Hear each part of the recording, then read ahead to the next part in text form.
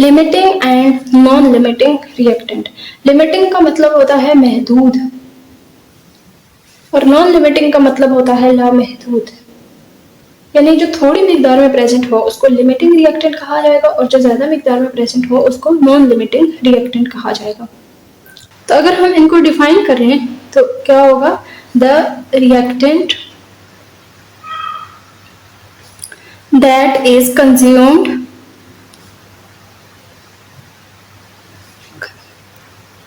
completely in a chemical reaction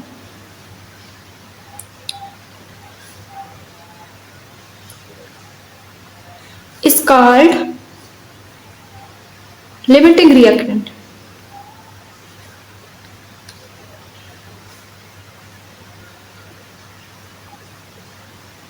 इसकी एक और भी डेफिनेशन होती है, the reactant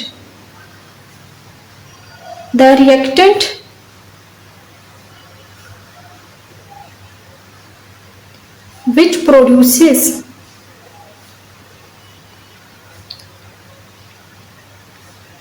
the least number of moles of products in a chemical reaction। जो केमिकल रिएक्शन के दौरान least number of products produce करें उसको लिमिटिंग रिएक्टेंट कहा जाएगा।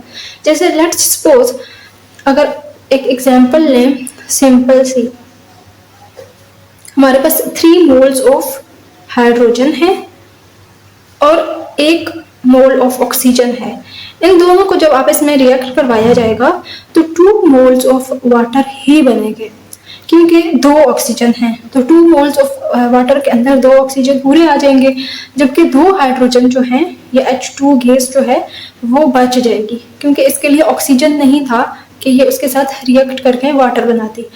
तो ये वाला जो रिएक्टेंट है, पर्टिकुलर रिएक्टेंट, इसको लिमिटिंग रिएक्टेंट कहा जाएगा, क्योंकि इसकी वजह से फॉर्मेशन ऑफ द वाटर जो है वो लिमिट हुई है।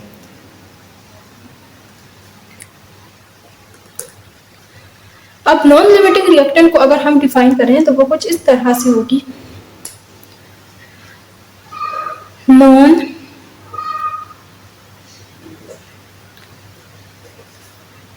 रिएक्टेंट। नॉन लिमिटिंग रिएक्टेंट क्या होता है, the reactant left unused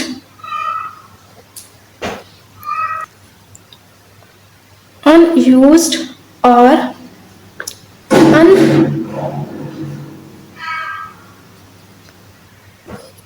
unreacted after the completion of reaction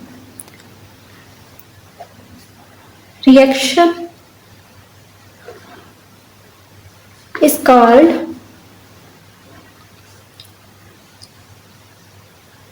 reactant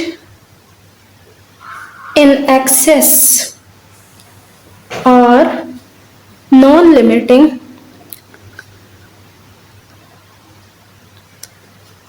reactant।